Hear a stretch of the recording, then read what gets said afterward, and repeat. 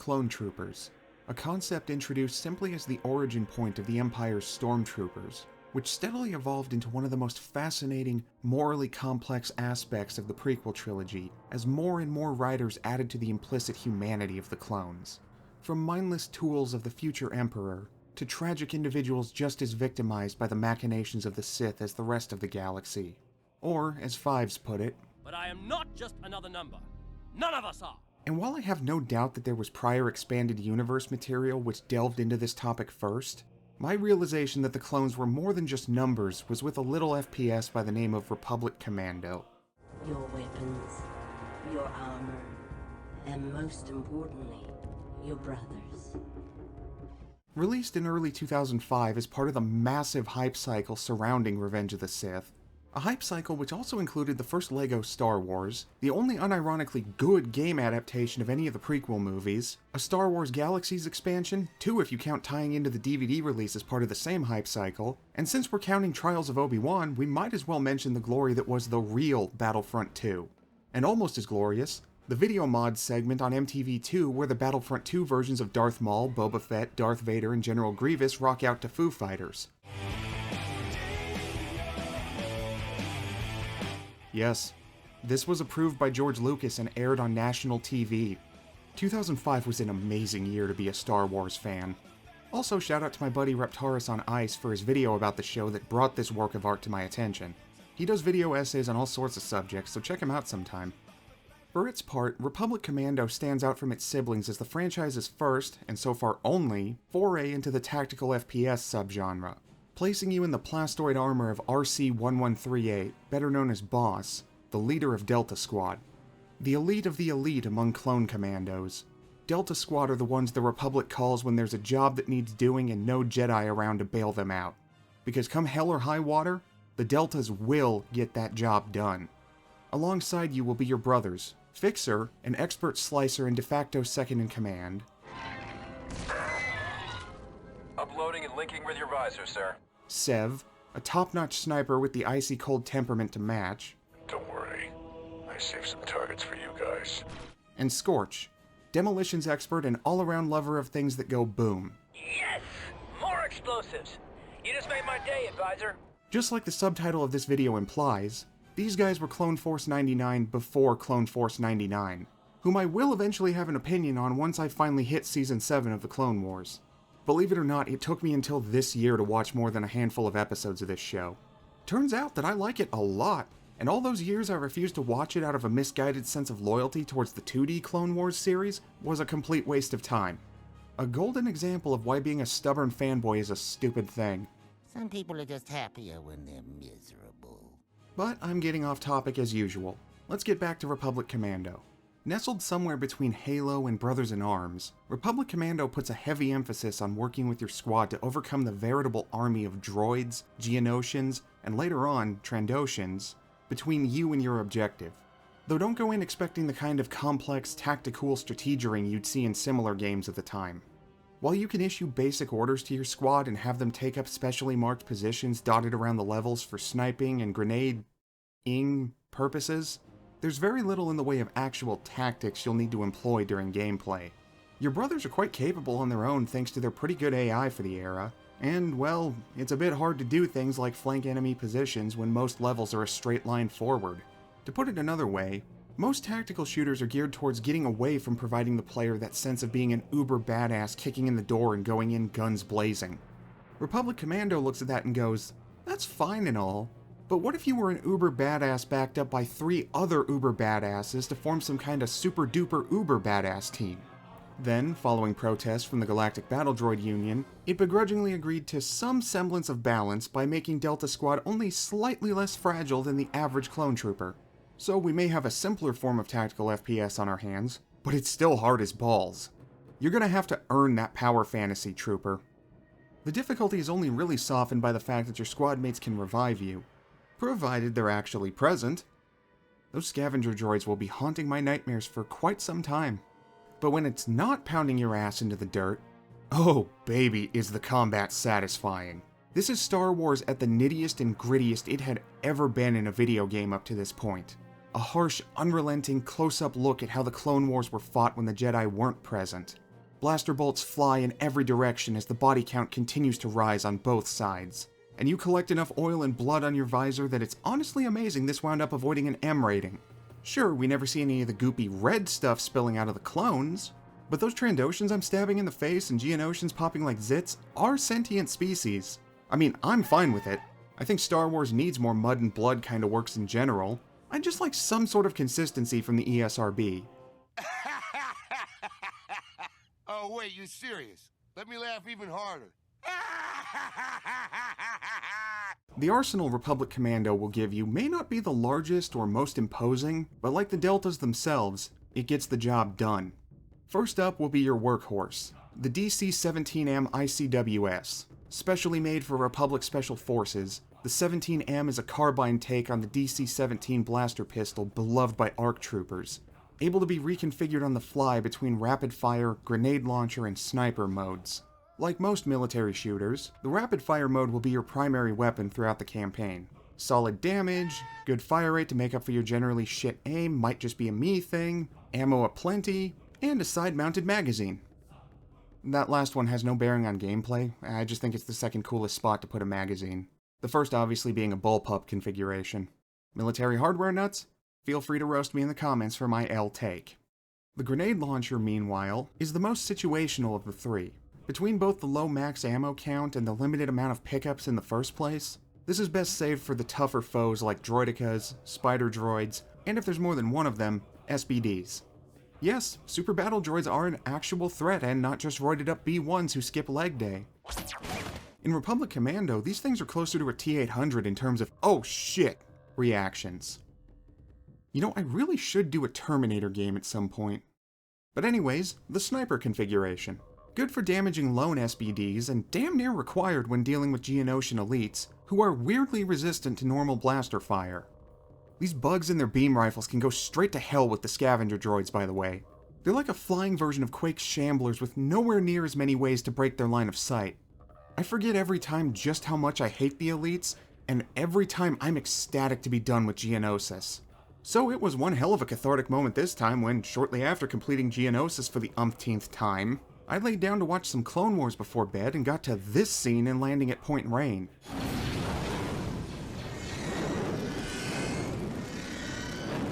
Fuck me! Forget the ESRB, how the hell did this air on a kid's network and what can I do to get more things like it?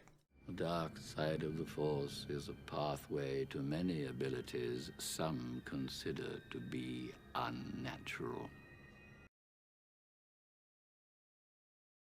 Point is, no matter the situation, the 17M has your back. Unless you need a shotgun. That you'll have to take off a Trandoshan corpse. Just give me a second to test it, and...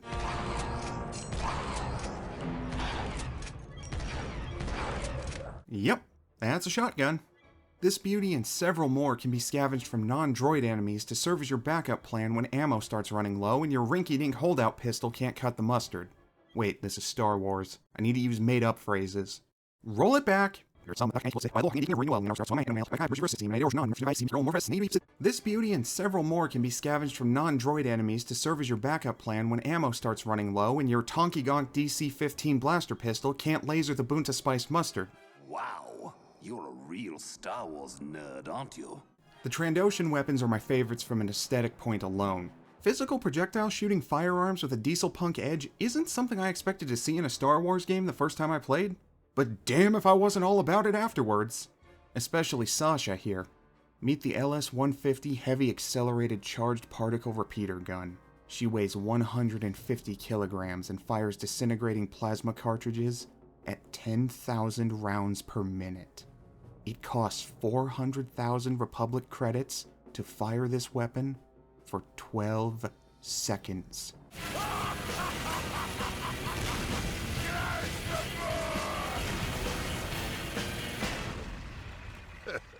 Cry some more.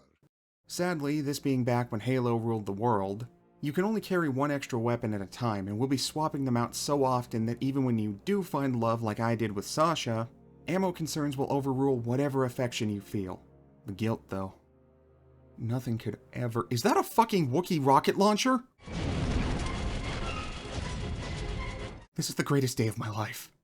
And the explosive fun doesn't stop there. you also get access to not 1, not 2, not 3, not 5, but 4 different types of grenades. And for once, it's not just 1 good explosive and 3 useless ones I never use. We, of course, have the classic thermal detonator working about 100 times more effectively than in Bounty Hunter. It may not be as perfect or wondrous as the thermal deaths in the Dark Forces / Jedi Knight games, but I'll take it. Then we've got EC detonators. Not too great against live targets, but so effective against droids that they'd later be nicknamed droid poppers in the second Clone Wars cartoon. Which really just makes me think of deep-fried droids stuffed with cream cheese. Well, that's because I'm a fat ass.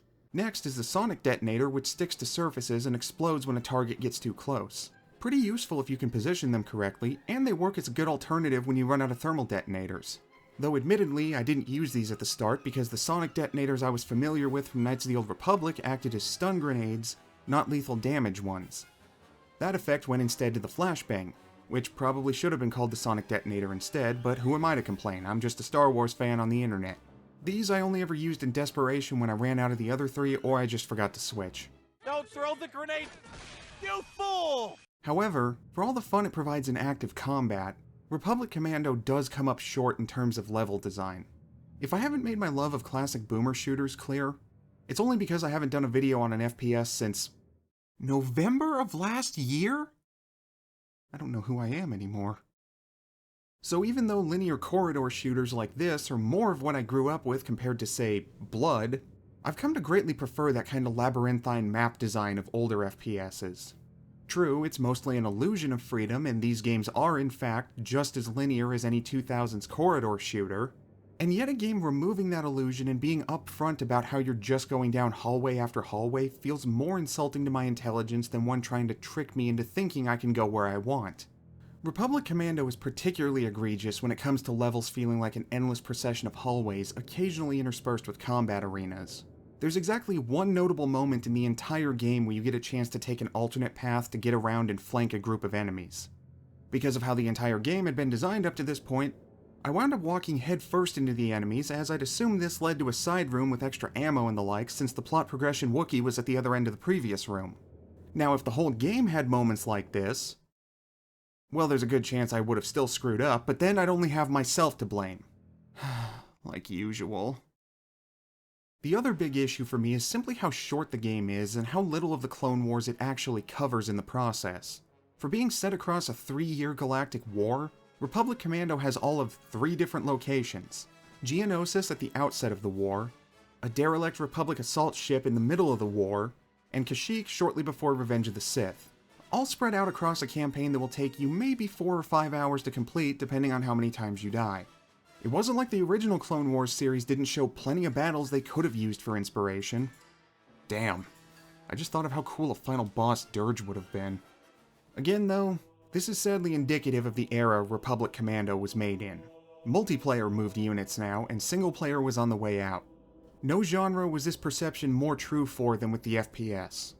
Frankly, it's a blessing that the campaign in Republic Commando isn't merely a glorified tutorial for the multiplayer. If I may speak for all of us kids who grew up with shitty internet back then, f*** you, mid to late 2000s gaming industry, f*** you, Xbox Live, and just a general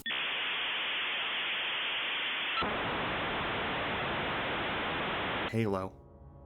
Name a more overrated developer than Bungie. Moving on to the presentation, and for starters, I should acknowledge that this game doesn't natively run in widescreen. That's thanks to the community patch which I've linked in the description. It also helps better stabilize the PC port I'm using for this video. There was some texture flickering from time to time, but I'll take it if it means I don't have to cobble together another 4x3 border. The patch also restores multiplayer functionality if that's your thing.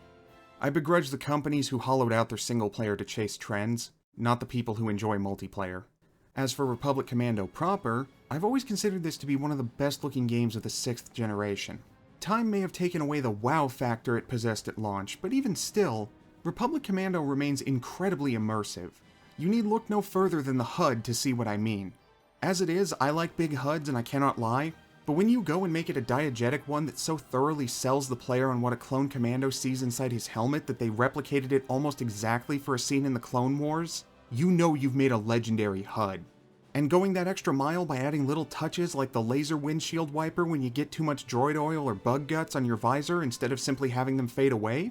That's what I call craftsmanship. The rest of the visuals are no slouch either.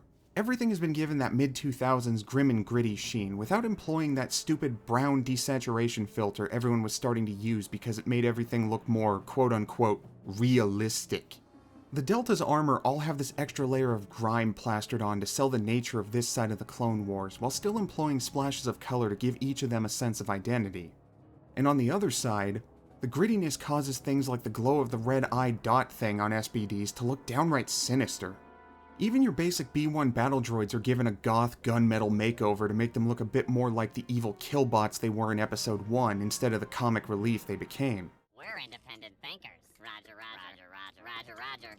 Though that comic relief aspect is still present, like with how you can pop their heads off and watch their bodies flail around shooting at nothing while laughing your ass off. Red flags here! Had the game come out a few years later, these probably would have been commando droids instead, but I appreciate the attempt at pulling the B1s closer to their original depiction. The Trandoshans as well are given a more unsettling appearance here. What with being the species best known for their love of skinning live Wookiees, they're already unsettling as it is, but here they're given an almost animalistic gait that makes them seem completely unhinged. Then we've got the environments where, even with just 3 distinct locations, Republic Commando gets all the mileage it can out of them. From the dusty surface of Geonosis down below to its dark bowels where Geonosian hives and Separatist technology intermingle, to the burning hallways of a wrecked Republic assault ship infested with savage Trandoshan slavers, to the trenches and war-torn tree cities of Kashyyyk. This is the real face of the Clone Wars. An ugly and brutal conflict where fighting persists even after the rest of the war has long since moved on. All of this just nails the sense of the galaxy steadily slipping from the gleaming futuristic past of the prequels into that used future look of things by the time of the original trilogy, which demonstrates the weakness and futility of an empire that stifled innovation so much in the name of security it was consistently incapable of enforcing. But that's neither here nor there. That's when I buried 10,000 Star Destroyers under the ice. Who built them? Better yet, who will fly them? Ice zombies? That's when we started mass-producing ice zombies. What is either here and or there is the awesome score. While the soundtracks to most Star Wars games are typically just remixes, medleys, or plain old greatest hits compilations of John Williams' scores from the films, here we have Jesse Harlan demonstrating exactly why he became LucasArts' go-to composer for Star Wars games in their final decade. Sure, we'll use some songs from the movies, but you know what else we're gonna do? Mandalorian war marches sung by a full-ass choir in Mandoa. The one contribution to Star Wars I'll praise Karen Travis for. And we're not gonna hide this away as a surprise during gameplay. We'll hit the player with it right on the main menu.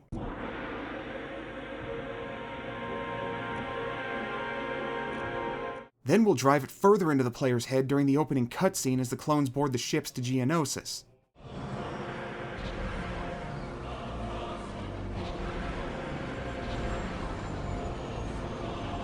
And then, we'll pull out a dramatic reprise of it during the coolest moments in the game.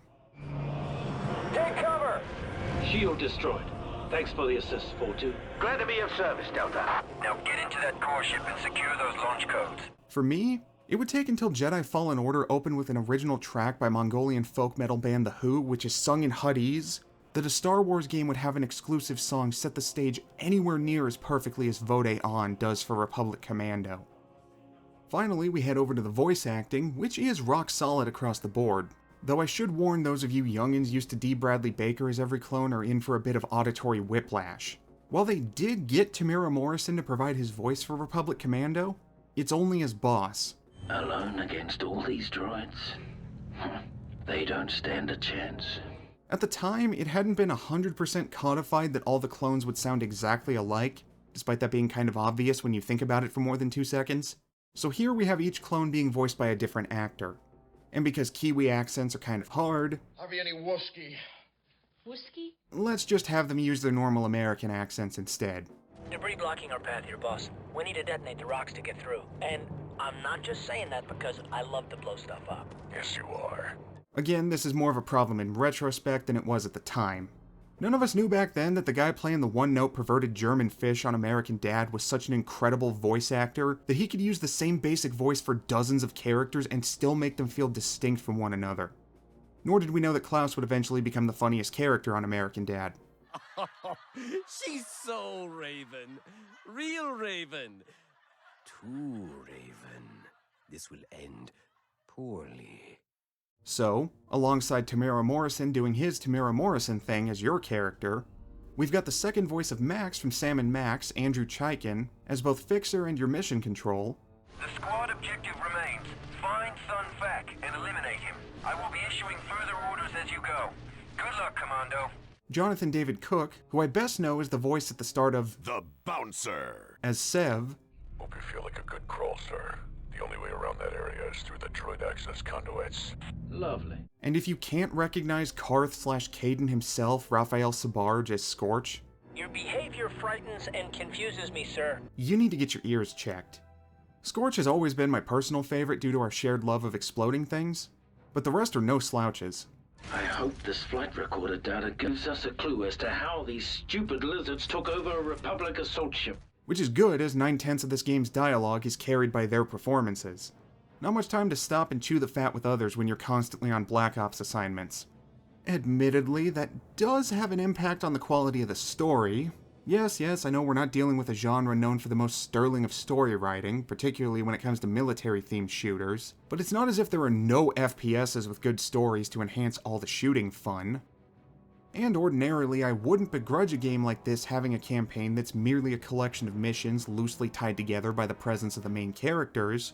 However, it's that it's right when things start getting interesting. We interrupt the following program to warn you of spoilers for the final stretch of Republic Commando. If you wish to avoid said spoilers, skip ahead to the conclusion here. That the game just fucking ends. You spend the final stretch of the game as saboteurs undermining the Separatist defenses and prepping the way for the Republic ground assault on Kashyyyk to begin, leading to a tense sequence where the Deltas have to force their way through a heavily defended tower in order to reach the anti-air guns capable of shooting down the Separatist ship hovering above. But each turret is at a different point in the tower, so each time you reach one, another squad mate has to be left behind, and the defenses don't get weaker. In fact, this is one of the few points in the game where you'll have to deal with Grievous's Magna Guards, and they're not exactly the pushovers that they are in Revenge of the Sith. When you get to the point of it being boss alone against the remaining defenders, it's downright terrifying. And incredibly satisfying once you reach the final turret and get to experience 4 elite clone commandos taking out an entire capital ship all on their own. But the joy is short-lived as you're forced to listen as Separatists overrun Sev's position, and against Scorch's protest, the squad is forced to leave him behind in order to join up with the ground assault. Sitting on that gunship and seeing your squad torn between their loyalty to their brother and their duty to the mission as they watch the Republic invasion begin in earnest is one of the most powerful moments in the game. Man, I am so fucking pumped to get some revenge for Sev and maybe even see what Delta Squad was doing while the events of the movie were happening, and that's it? You can't do this to me. It was just getting good. I need to... What's that music playing in the background?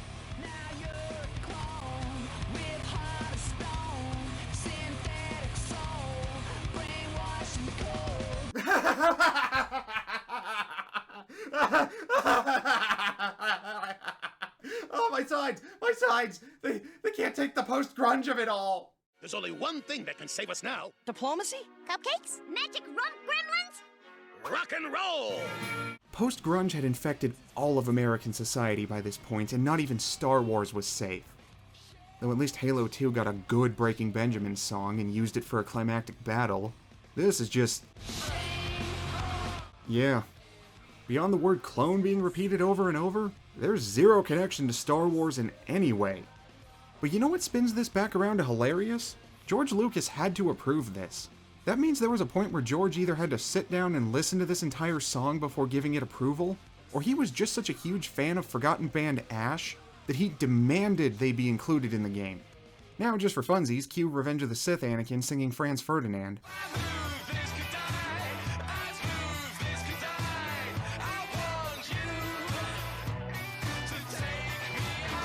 Hey, the video wasn't getting monetized anyways thanks to that opening I'm too proud of to cut.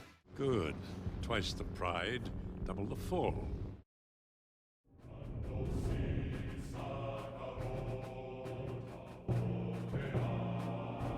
Though Star Wars Republic Commando doesn't quite reach the upper echelons of first-person shooters, it's nevertheless one hell of a fun ride while it lasts, providing a kind of down and dirty look at the Clone Wars that we wouldn't see again in video game form for over 20 years. Republic Commando played a big part in helping the prequel trilogy go out with a bang for me as a kid, and helped set the stage for the further humanizing of the clones we would see in later works. Why aren't we moving? Save the button. Oh, sorry, sir. Perhaps the worst thing I can truly say about Republic Commando is that it ends far too soon and leaves you chomping at the bit for more, which, as far as criticisms go, is far from the worst thing you could be critiqued for. You know, if there had been any sort of follow-up. We were supposed to get an Imperial Commando, where we would follow Delta Squad from the outset of Order 66 and into the rise of the Empire, but LucasArts kept dragging their feet, and the hype for a sequel slowly fizzled out as the company put all their eggs in the Starkiller basket. By the time Disney hit the reset button on the Star Wars EU, the writing had been on the wall so long it qualified as a UNESCO heritage site. Beyond a brief cameo in the Clone Wars and Scorch's apparently in-name only role in the Bad Batch, Disney has shown little interest in returning to Delta Squad in any way. But I can't exactly be mad at them about it. It's not like George gave a damn about them either. At the very least, the game itself is still readily available on multiple platforms, and, like with every Star Wars Xbox title not named Obi-Wan, you know what you did.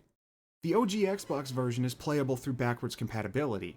Personally, I would go with the PC or the Xbox version, both because they're cheaper. $15 for a Switch version that gutted the multiplayer entirely. Seriously?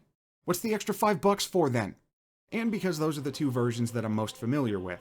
If you're a fan of the Clone Wars or just Clone Troopers in general, this one's definitely worth your time. Something nailed the leader. Can I be charged up? Sir, maybe you should let 6-2 handle the explosives. That'll do it for this one. Next time, it's back to our regularly scheduled non-Star Wars programming with... ah, crap. Kingdom Under Fire Heroes. This is gonna hurt.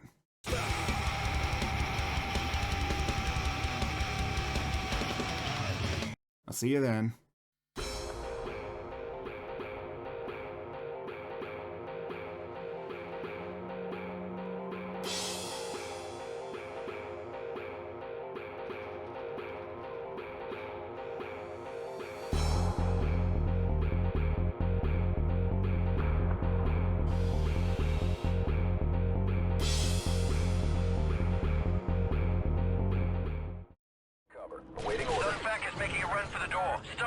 He's made it through. That son of a bitch!